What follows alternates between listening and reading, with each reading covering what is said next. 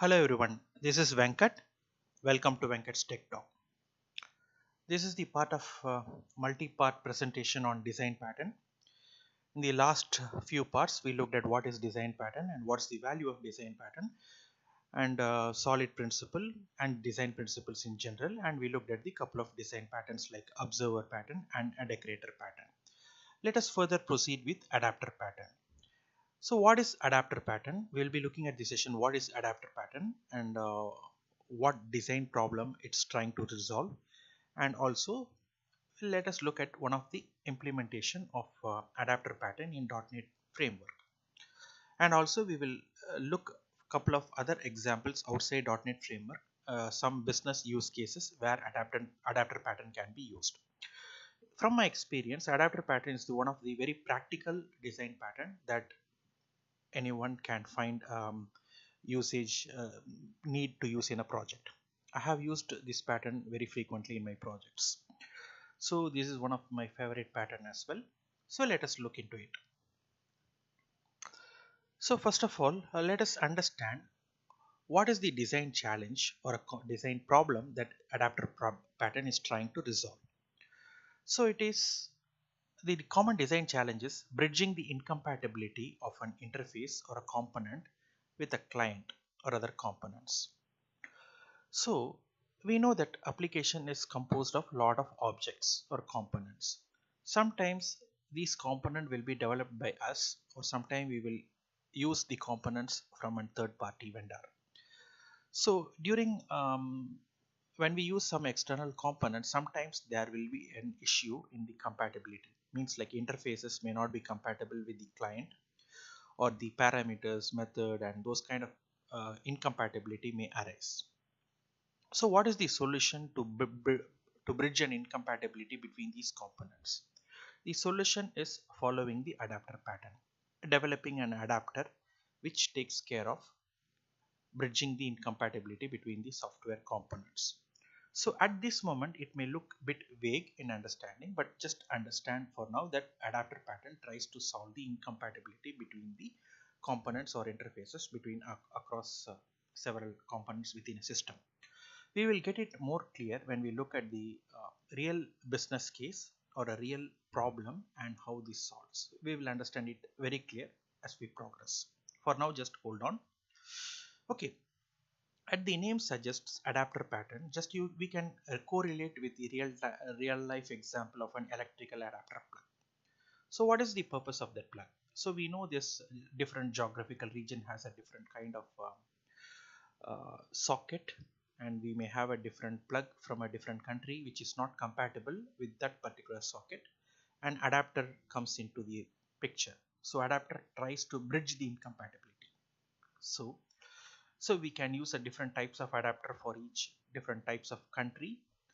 So similarly, this adapter in software, adapter helps to tries to bridge the incompatibility of an interface component with a client.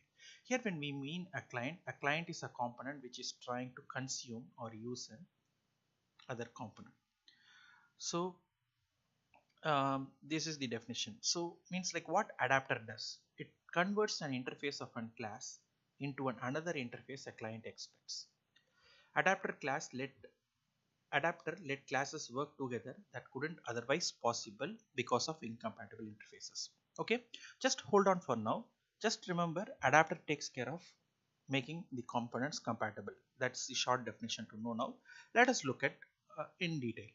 Okay, so the adapter patterns usage in BCL we can see by with a common with one of the problem in Visual Studio code development. So at many times there are some requirements to refer or import a COM components in a .NET code. So we all know there is a concept like managed code and unmanaged code. So managed code is a native .NET components where a .NET component can understand the type, interfaces, and the data type and everything. So unmanaged code is something which .NET cannot directly communicate or operate on. Example, a COM components written in a legacy C or external tools, like where we cannot directly refer it because the data types and interfaces are not directly compatible with the managed code. But in when we are maintaining a legacy application, there is a common need that we want to refer those components in our .NET code. So as I mentioned, challenges or components are unmanaged, not directly compatible, and interfaces are not compatible with com interfaces, and data types are not compatible with .NET data types. Okay, so to look at the data types, so in the detail, like com has kind of some kind of data types like BSTR, binary string, which can be, we can say like it is a string equivalent into the .NET, but directly .NET will not be able to understand this thing. And similarly, H result is one of the type in COM which indicates the success or failure of an operation. Whereas in .NET we have an exception is an equivalent to that one. So if an error happens, exception will have the details with the error and start trace. So those kind of things. So this is just a couple of incompatibility between these two technologies. Okay, so what is the solution to use those COM components in .NET? So we know that there is a tool called type library import tool, which is tlbimp.exe,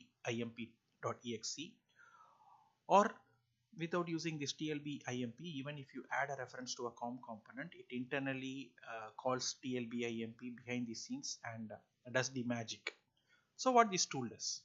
So basically it imports the .NET COM components into .NET projects and makes it compatible to the .NET library. That means .NET components will be able to natively call the COM components once after we import it through TLB import.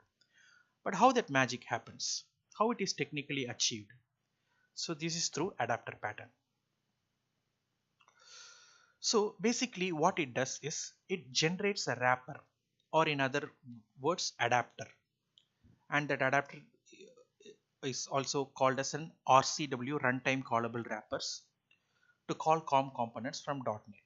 So basically it creates an adapter on the fly, and .NET communicates to that adapter, and that adapter internally communicates to the actual COM components, and it does all kind of translations, marshalling and marshalling the types and the calls between these two technologies.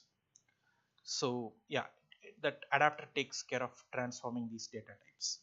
So if you look at the picture representation of this thing, so .NET calls, so this TLB creates an adapter, which is this outer layer, also called as an runtime callable wrappers, where .NET is referred to as a runtime, and this adapter wraps the the actual COM component, and it translates the call. When a .NET calls the adapter, an adapter makes the call to a component and gets the value, and it translates into the .NET understandable type, and it sends back to .NET client. So adapter takes care of this responsibility. So this entire adapter is built following the adapter pattern. Okay, this is one of the best example to understand the use of adapter pattern in .NET base class library. Of course, this is an best example, we understand, but I think it should be more better with a more, we should understand with more another some sort of good example with a real business case, not something, this looks like a very technical domain related example, especially dealing with a programming language and a library kind of thing. Can we look at a business scenario to understand the uh, adapter patterns implementation? Sure, I will show about that one. And the example what I'm going to show is somewhat common across many projects. So one of the common requirements in project is dealing with the third party libraries. So there this adapter pattern comes into the picture. Okay, let us look at a business case related example. Take an take an example. We are developing a text editor component. It's an like an assume it's an like a rich WPF or a Windows kind of application, where this editor component has the feature of allowing the user to do a rich editing, like typing, making bold, or what's all sort of things. Additionally, this component requires a feature to enforce a grammar check. We want to, whatever user has typed in a language, we want to run a grammar check on that one. So for that, we decide to get the grammar check component from a third party vendor. So first, initially with the first iteration of the requirement, we thought to implement, a client wants to implement a German grammar checker from a vendor A. So there are multiple vendors um, who produce a grammar check component. Okay, this is a fictional example. Just hold on for the moment, but it explains the concept neatly. So we get this German grammar checker component, and we want to introduce the dependency with this one, because this text editor should be able to call this grammar checker to provide the text and perform the grammar check on that one and get the feedback and show it on the screen. So we establish that we text now the text editor components has the dependency on this one, and it tries to call the grammar checker operations from the text editor component, and it does all the kind of translation and gets the result from the grammar checker. Later, with the new enhancement, we decided to support one more language. Now this time Japanese grammar checker. We want to improve this editor to support one more language. User can type in Japanese and should be able to perform the grammar check in Japanese as well. So now we get a new grammar checker from a different vendor, and this grammar checker has a different sort of API, methods, data types, and the method signature to perform a grammar check and all those things. Now when we try to introduce this dependency to this component, the text editor component, which has been coded for German grammar checker, is not compatible with this one. So we need to do a lot of change in this component to perform a grammar check for Japanese. This is one challenge. It's not compatible. So how we can make it compatible? Because tomorrow we may have some different language, and also we don't want to tightly create a dependency for all these grammar checker within the text editor component. That is also not a good design. We want to make it loosely coupled so that we can handle the entire design in a graceful way. For example, we should be able to dynamically add some new language support, or we should be able to change the vendor. For example, if we found a new vendor who has a better product for a German grammar checker, we want to replace that vendor with a new vendor component. We should be able to do all these things in ease. So the solution is adapter pattern. So instead of tightly creating a dependency between the grammar checker component and the text editor component, here the text editor component can be referred as a client. Instead of creating the tight dependency, we are introducing a layer called adapter component. So what is this adapter component takes care of?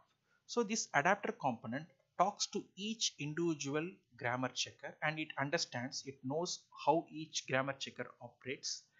For example, it knows how to call a German grammar checker and get the grammar check functionality to execute. And so it encapsulates all the logic to talk to in each individual vendor component. Tomorrow if we add a new vendor component, adapter will be modified to handle a support for that particular language or for particular vendor. So every logic to handle these different dynamic components goes into adapter. So text editor purely talks to adapter. So in terms of a general terminology, so a text adapter will tell to the adapter, hey, for this piece of text, do a German translation, run a German grammar check and give me the result. That's it. So it tells the adapter to do that one. Adapter knows how to invoke a German grammar checker, and it calls the German grammar checker and gets the result and gives it back. So text editor component talks to adapter in one single language, in one single API method. So tomorrow, text editor component no need to be aware of all these grammar checker components. So it can have a number of components, and it can call whatever component from the adapter. We can dynamically add tomorrow different components. So text editor is not tightly coupled with these grammar check components. So adapter takes care of translating the call from text editor component, and it invokes and gets back the result and sends to the text editor component. So this is the neat implementation or another best use case of how to use an adapter pattern. So a general tip in designing is, if you use any third party component in your project, don't try to create a direct dependency on that component with any class.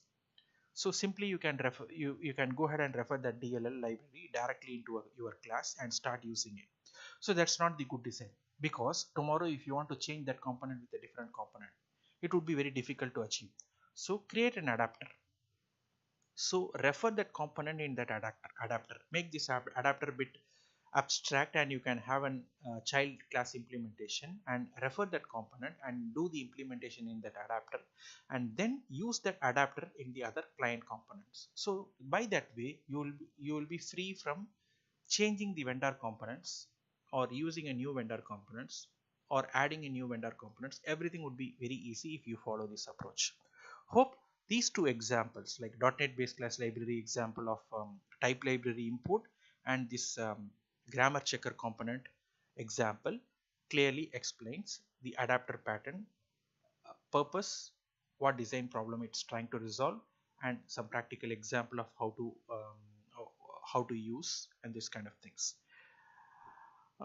Thanks for watching. So in the next example, we'll be looking at a few other design patterns, factory pattern and the strategy pattern, and how it is implemented in .NET base class library, and a couple of examples. Thanks for watching this lengthy series. If you like the video, hit like and share your comments. And if you want if you have any of the questions or any information that you want to cover as part of design pattern, feel free to let me know in the comments. I will include. Thanks for watching this video. Have a great day. Bye.